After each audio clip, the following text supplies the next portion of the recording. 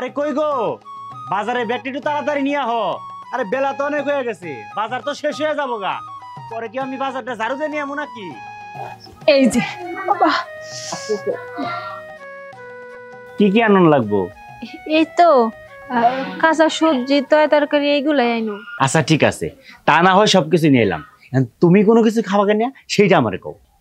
মানে আমার না কয়টা দিন ধরে গরুর মাংস দানা অনেক ভাত খাইতে মন চাইতেছে। তুমি যদি পারো তাহলে গরুর মাংস নিয়ে আইও। সেইটা বুঝলাম যে আমি গরুর মাংস নিয়ে আসবো, গরুর মাংস খাইতে ইচ্ছা করছে, কিন্তু মেলা দিন ধরে মানে কি বাড়িতে কি গরুর মাংস রান্না হয় না? রান্না তো হওয়ার কথা। না না, তেমন কিছু না, মানে খাই সব সময়, কিন্তু তারপরও না এই যে পুয়াতে আমি না এর জন্য হয়তো মন চাইতেছে, তাই আর কি। আচ্ছা ঠিক আছে, আমি গরুর মাংস নিয়ে আসমুনি, সাথে ইলিশ মাছ নিয়ে আমো। আর শোনো, আমার তো ছুটি শেষ হয়ে গেছে, বসে আমার ফোন দিছিল, আমার কালকে চলে যাইতে হোক। তুমি এখনই চলে যাবা? আর কয়টা দিন থাকতা? এটা তুমি কি কইতাছো?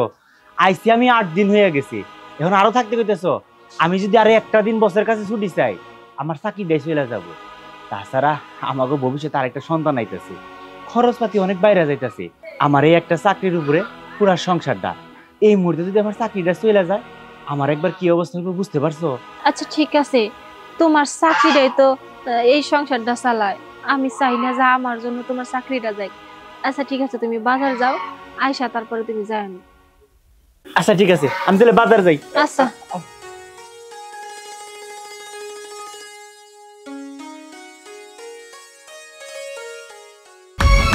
এই এই ফকিনি জাত, আমার পোলার কাছে কি কইতাছস?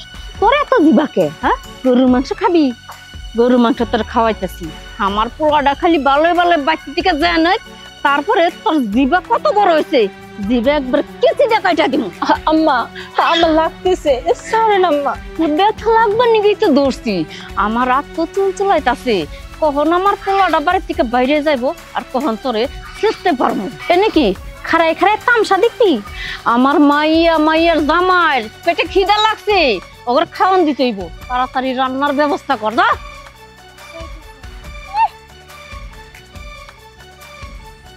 তোমার তো 12টা বাজে ছাড়মু। চাঁদনি, এই মেয়েটা তো কই থাকে না।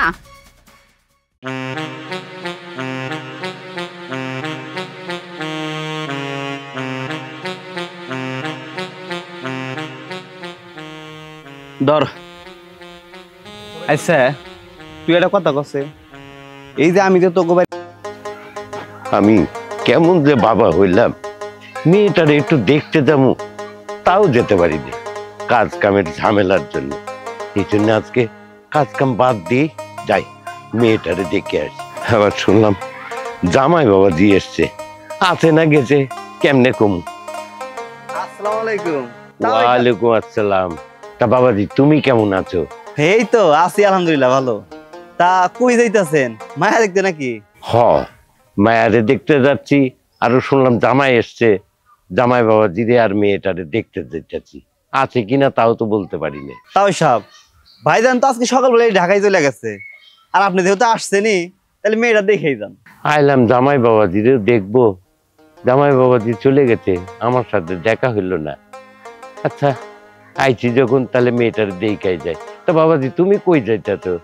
ওই একটু চা খাইতে যাইতেছে আর কি। আচ্ছা আচ্ছা। যান, আসসালামু আলাইকুম। ওয়ালাইকুম আসসালাম। তোয়া, এই তোয়া, কই গেলি মা? একটু আমার কাছে আয় তো। করে মা, এই মেয়েটা যে কই থাকে? এদিকে জ্বরে আমার শরীরটা পড়ে যেতেছে, আমার খালি কাঁপুনি উঠতেছে। করে মা, এদিকে আয় একটু। কই গেলি রে মা? একটু আমার কাছে আয়।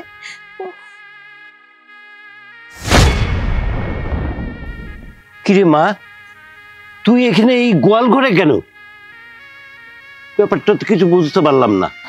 আব্বা তুমি তুমি কোনো খবর টবর না দিয়ে হুট করে এই বাড়িতে আইছো কেন? আরে মা, আসি আসি করে নানান কাজের ঝামেলায় আসতে পারিনি, আর আসবো কি হবে? তোর একটা ভাই যে আছে, দুনিয়ার বকেটে হয়েছে, যত বাজে ছেলেদের সাথে ঘোরে আর আমার সারাদিন অশান্তিতে রাখে। শুনতে পেলাম জামাই বাবাজি এসছে, এর লেগে তাড়াতাড়ি কাজ কাম ফেলে আসলাম যে মেয়েটারেও দেখে আসি, জামাই বাবাজিরেও দেখে আসি, তাকে তো আর দেখতে পেলাম না। তা যাক, কিন্তু তুই এখানে কেন? আসলে আব্বা, আমার কপালে বেশি সুখ তো, এর জন্যই আমারে এইখানে থাকতে দিছে। কথায় আছে না, বেশি সুখ কিন্তু কপালে সয় না। ও, তার মানে তোর শাশুড়ি তোকে এই গোয়াল ঘরে রাখছে? হ্যাঁ রাখি। ওর তো কপাল ভালো, ওর কপাল ভালো যে আমার বাড়িতে ওরা গোয়াল করে জায়গা দিছি। তাই মেয়ে কি করা উচিত আছিল জানেন? উচিত আছিল ওরা চুলের মুঠি ধরে বাড়ির বাইরে বাইর করে দেওয়া, কিন্তু তা আমি করি নাই। আর আপনারও তো বরাদ্দ নাই। আপনি জানেন না, যে পুরি সংসারে থাকলে বিয়া দিলে টাকা লাগে, মেয়ে তো জন্ম দিছেন, তার আগে টাকা জন্ম দেন নাই কিন্নি গে? বিয়ান সাহেব, আপনি টাকার জন্ম দিতে বলছেন? আমার একটা ছেলে একটা মেয়ে, তাদের মানুষ করতে আমার অনেক অনেক কষ্ট হয়েছে। আমার তো জায়গা জমি কিছুই নাই, শুধু একটা ঘর ছাড়া। মেয়েটাকে যখন বিয়ে দিই তখন যৌতুক দেওয়ার কথা ছিল, তাই দিতে পারিনি দেখে আপনি আমার গর্ভবতী মেয়েটারে এইভাবে কষ্ট দিচ্ছেন। আপনাদের বিবেকে কি একটু বাঁধলো না? না, বিবেকে বাদে না। বিবেকে যদি বাদতো তাহলে তো যৌতুকের টাকা নিয়ে এত শাস্তি দিতাম না। আমার কি বিবেক বলে কিছু আছে? হ্যাঁ, আমনের তো বিবেক আছে। আমনের এত বিবেক, তাহলে এই টাকা ছাড়া মাইয়া দেখতে কি আমনের শ্বশুরে পড়ছেন? হ্যাঁ, লজ্জা করে না আমনের? এই যে তোমরা খারে গেছেন কে? নাকের বানি চোখের বানি একখানে করলেও কাম হবো না। যৌতুকের টাকা যদি ভালোই ভালো দেন তাহলে দিয়া যান, আর যদি গেলে না দেন তাহলে ওই মাইয়া নিয়ে যান। আমনের জায়গায় যদি অন্য কোনো বাবা থাকতো না, মাইয়ার সুখের জন্য দরকার পড়লে ঘর বাড়ি বেচা দিত, তাও যদি না হতো শরীরে কিডনি বেচা টাকা দিত, তাও জানি মাইয়াটা সুখে থাকে। লজ্জা লাগে পড়ছে। হয়েছে বিয়ান, অনেক বলছেন, আর বলবেন না। আমি যেভাবে পারি আপনাদের যৌতুকের 5 লাখ টাকা আমি জোগাড় করে দেবো। আমার মেয়েটারে এইভাবে কষ্ট দেবেন না। ওর মা নেই, আমি বাপ, আমার মুখটা ফেটে যাচ্ছে। ফাইটা যায়, আরে ফাড়তে ফাড়তে ফাইটা মইরা যায়, তাতেও দেহার বিষয় না। আমার যৌতুকের টাকা মা পাবো না, বুঝছেন? লজ্জা যদি থাকে টাকা আতি নিয়ে তারপরে আইবেন, টাকা ছাড়া জানি আর আহেন না। এখন মাইয়া দেখা হয়েছে, যেই পথ দিয়ে আইছেন ওই পথ দিয়ে রাস্তা মাপতে মাপতে চইলা যান।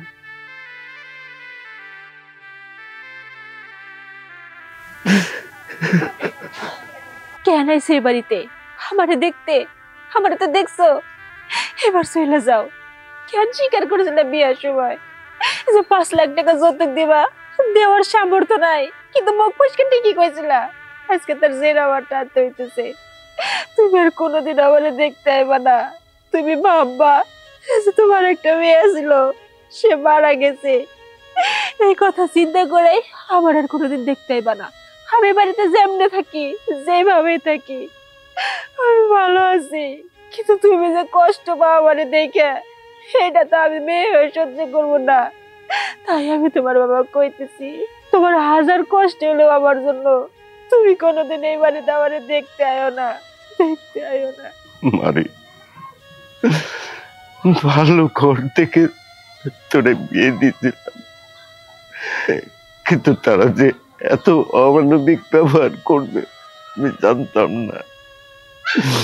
তোরে এত কষ্ট দেবে আমি জানতাম না। আমি নিজের হাতে তোর কপালটানে পুড়াইছি। মানে ভুল যখন করেই ফেলেছি, তুই আমাকে মাফ করে দিস। তবে একটা কথা মনে রাখিস, আমি ভিটা বাড়ি যা আছে আমি বিক্রি করে হলেও তোর আমি সুখের চিন্তা করব, সুখের ব্যবস্থা করব, সুখের ব্যবস্থা করব।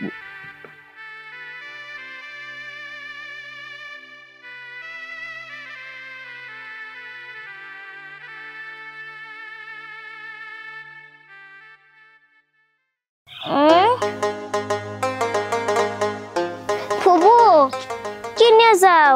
গরু মাংস রান্না করছি, গরম করাই। সর তুই এখান থেকে যা, সর। ফুবু তুমি গরু মাংস রান্না করছো? ফুবু আমি আর আমার মায় না অনেক দিন ধরে গরু মাংস দিয়ে ভাত খাই না। দেও না ফুবু, ওই জায়গা থেকে একটু গরু মাংস আমাকে দাও, আমি আর মায় না গরু মাংস দিয়ে ভাত খামো। ফকিন্নির বাচ্চা, গরু মাংস খাওয়ার ইচ্ছা হয়েছে না? তোরা জানাস না তখন মাছ মাংস খাওয়ার নিষেধ? তোরা খাবি মরিচ পোড়া আর পান্তা ভাত। এত গরু মাংস খাওয়ার ইচ্ছা হয় কোন থেকে? ফুবু, পান্তা ভাত আর মরিচ পোড়া খাইতে না একটু ভাল লাগে না। আমার মায়ের তো একটা বাচ্চা হবো, আমার তো নতুন ভাই হবো, তার জন্য মারে ভালো ভালো খাবার দিতে হবো। দেও না ফুবু, একটা টুকরা দিও।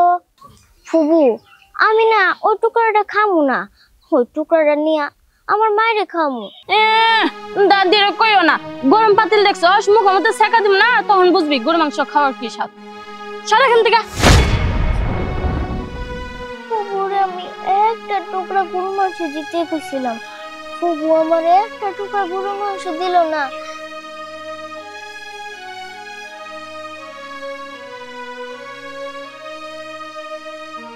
হে মাইয়াটা যে কই থাকে আমি কিছুই জানি না, শরীরটাও ভালো না, এত কি ডাকাডাকি ভাল লাগে, ভাত করে খায়া তারপরে যাহারে না।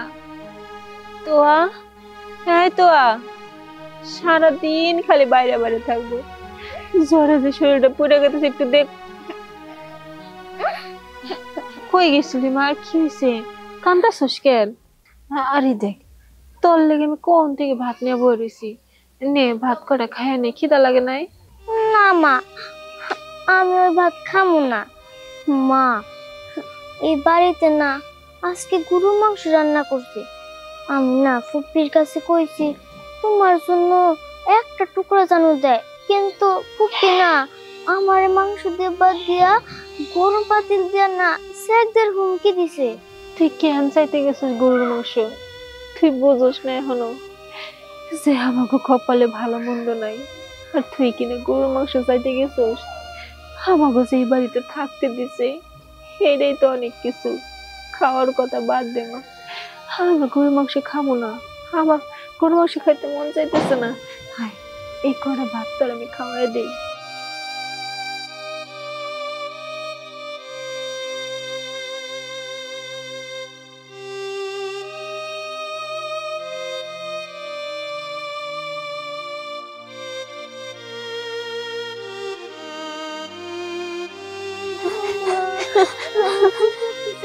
মারে, আমি তো বুঝতেছি তোর জোরে শরীরটা পুড়ে যেতেছে, এদিকে আকাশের অবস্থা ভালো না, কখন যে বৃষ্টি নামে পড়ে, তখন কই যাম আমরা মাই বেডি।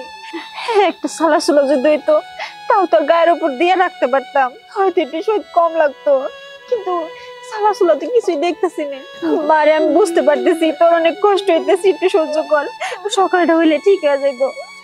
মুক্তা, মেয়েরা লই ঘুরার বারে তুমি গে? কি কমু আর দুঃখের কথা চাচা, আমার কপালটা যে একদম পোড়া। আমার বাপে অনেক শখ করে বড় ঘর আমার বিয়ে দিছিল, বিয়ের সময় কিছু টাকা দেওয়ার কথা ছিল যৌতুক, সেই টাকা দিতে পারে নাই, তার জন্য আমার শাশুড়ি দিনের পর দিন অত্যাচার করে, আর আমার মায়ের বেডিরে এই ঘোড়ার পারে ঘুমাইতে দেয়, ঘরের বারান্দা পর্যন্ত যাইতে দেয় না। বুঝতে পারছি, ওই মহিলা যেই খারাপের খারাপ, গুইয়ের মধ্যে যদি একটা টেকা পড়ে সেইটা কামড় দিয়ে তুলে হালায়। মারে, তোর বড় কপাল খারাপ, এই সংসারে কিভাবে যাইয়া পড়ছিলি? যদি এই সংসারে না আইতি হয়তো একটু সুখ হইতো।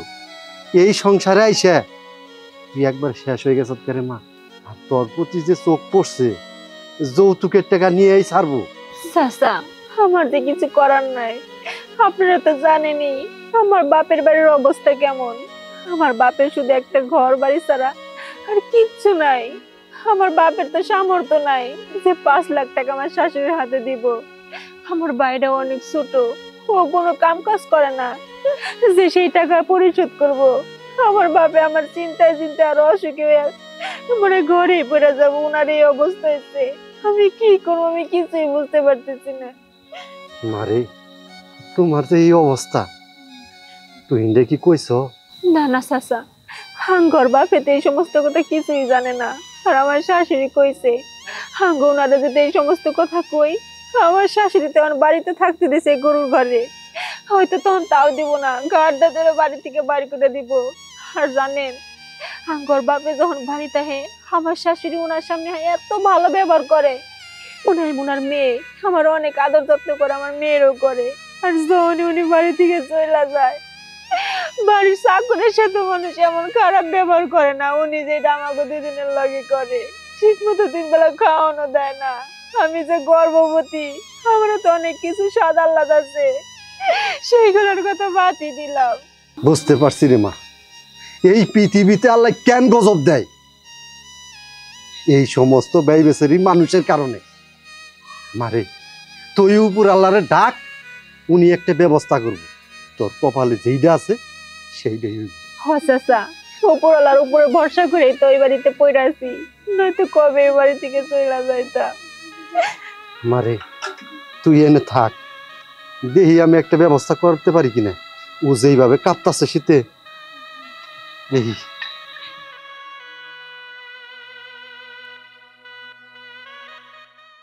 তুই নে ঢাকার থেকে 50,000 টাকা পাঠাইছি ওর বউর সিজার করবার নিকে। মা তাহলে কি তুমি ভাবি সিজার করাবা? দূর, কেরা কইছে সিজার করামু? আমার টেহাড়াই নষ্ট হবো না? আমি ওই টেহাড়া থুয়ে দিছি।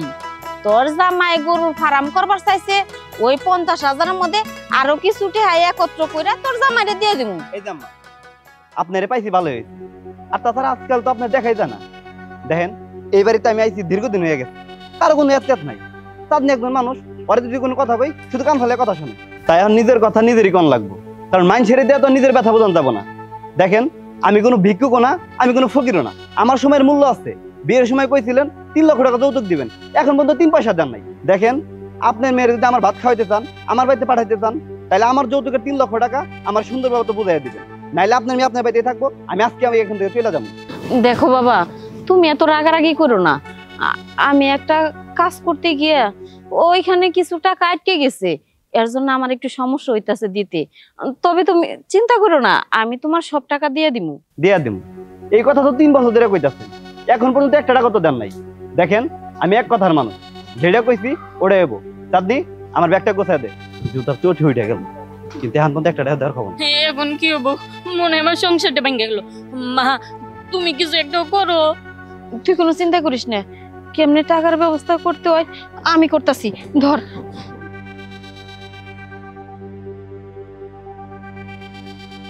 ওই ওঠ ওঠ কইতেছি, ওঠ ওঠ।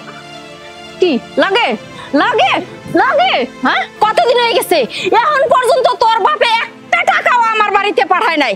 কেন পাঠায় নাই? দেখ আজকের দিনের মধ্যে যদি গেলে টাকা 5 লাখ যদি গেলে না নস, তাহলে তোর ওই পেটের বাচ্চা আমি পারে বাইরে গিয়ে হলাম। আম্মা, এইটা আপনি কেমন কথা কইতেছেন? আপনাদের তো আমার বাপে কইয়েই গেল যে আমার বাপের কাছে কোনো টাকা পয়সা নাই। আমার বাপের শুধু এই ঘরটা আছে। আমার বাপে যদি এই ঘরটা বেচে আপনার টাকা পয়সা দেয়, আমার বাপে কই যে থাকবো? তার যার কোনো থাকার জায়গা নাই। এই তোর বাপে রাস্তায় থাকবো না, জঙ্গলে থাকবো না, কই থাকবো ওগুলা দেহার বিষয় আমার না। আমার দেহার বিষয় একটা, ওটা হচ্ছে টাকা। আমি টাকা চাই, টাকা ছাড়া আর কোনো কিছু জানবার চাই না। এই মুহূর্তে টাকা আইনা দিবি। আম্মা, আপনি আমারে মারেন কাটেন, যা মন চাই তাই করেন, কিন্তু আমার বাপের টাকা দেওয়ার সামর্থ্য নেই। আম্মা, এই কথাটা আপনি বারবার কইেন না। সে কই থেকে এনে দিব, আপনি একটু বোঝার চেষ্টা করেন। ঠিক আছে, তোর বাপে যেহেতু টাকা দিতে পারবো না, তাহলে তোরও আমার দরকার নাই, তোর ভবিষ্যৎ আমার দরকার নাই।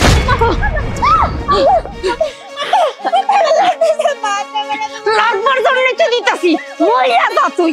মা এসব কি হইতাছে?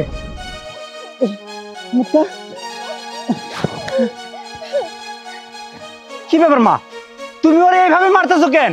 ও কি এমন অপরাধ করে ফেলছে? কি হইলো মা, তুমি কোনো কথা বলতেছো না কেন? আর মুখটা ছাগল গরুর ঘরের সামনে এই সালা বিছাই শুয়ে রয়েছে কেন? মা তুমি চুপ করে আছো কেন? আব্বা, মার উপরে না দাদা অনেক অত্যাচার করে, জানো আব্বা? মারে না ঠিক মতো খাইতে দেয় না, আমারেও খাইতে দেয় না। এই ছাগল গরুর ঘরের সামনে মা আর আমি থাকি। আব্বা, তুমি যেদিন ঢাকা গেছো না, সেদিন পরের দিন থেকে না দাদি আমার সাথে খারাপ ব্যবহার করে। আমি বুঝতে পারছি মা, তার মানে আমি যখন ঢাকা চলে যাই তখনই ওদের সাথে তুমি অত্যাচার শুরু করে দাও, খারাপ ব্যবহার শুরু করে দাও। আর আমি যে কদিন বাড়িতে ছুটিতে আসি আমারে দেখাও, যে তুমি পুরা সংসারটারে ভালো রাখছো, খুব সুন্দর করে ধরে রাখছো। আচ্ছা মা, এই যে মানুষটার উপরে এই অত্যাচারগুলো যে করতেছো, এগুলো কেন করতেছো আমার একটু কোবা। যা করতাছি ভালোই করতাছি। অন্যায় যদি না করে, কেউ তো কারোর এমনি এমনি অত্যাচার করে না। ও অন্যায় করছে, ওর বাপে অন্যায় করছে। বিয়া দেওয়ানোর সময় 5 লাখ টাকা যৌতুক দেওয়ার কথা ছিল। 5 লাখের মধ্যে একটা কানা করি পর্যন্ত এখন পর্যন্ত দেয় নাই। কিসের জন্য দেয় নাই? মা, তাই বলে তুমি একটা পোয়াতি মায়ের উপরে এরকম করে অত্যাচার করতে পারো এই সামান্য কিছু টাকার জন্য? আচ্ছা, আমি কি টাকা ইনকাম করতেছি না? আমি কি তোমার খাবার দাবার কোনো কিছু তো কমতি রাখছি? সমস্যা আছে। তোর বোনের বিয়া দেওয়ার সময় তুষারদের 3 লাখ টাকা যৌতুক দেওয়ার কথা ছিল। আমি 3 লাখের মধ্যে 1 টাকাও দিতে পারি নাই। তাই তোর বউর কাছ থেকে 5 লাখ টাকা নিয়ে 3 লাখ টাকা তুষারদের দিয়ে দিব, আর 2 লাখ টাকা আমাকে কাছে থাকবো। এর জন্য তোর বউর উপর অত্যাচার করি। ভাইজান, মা যা বলতেছে সবকিছু মিথ্যে কথা। আমি এই বাড়িতে আসার পর থেকেই দেখতাছি এই ভাবির উপরে আমার শাশুড়ি অন্যায় অত্যাচার করতেছে। সামান্য কিছু টাকার জন্য একজন বউর সাথে এরকম ব্যবহার কেউ করতে পারে? আমি তার অনেকটা ভালোবাসি, সে আমার বড় বোনের মতো। আমার ভাবি তার এরকম অন্যায় অত্যাচার দেখে আমার বুকটা ফাইটা যাইতেছে। তাই আমি মনে মনে সিদ্ধান্ত নিছি, আমার শাশুড়িকে এই জিনিসটা বোঝানোর জন্য চাঁদনির উপর আমি অন্যায় অত্যাচার করব। কিন্তু বিশ্বাস করেন ভাই, আমার বিবেকে বাধে দেখে আমি চাঁদনির উপরে কোনো হাত তুলতে পারি নাই। মা, তুষার, আরে ধরো, হসপিটালে নিয়ে যাই দেবো। চাঁদনি ধর,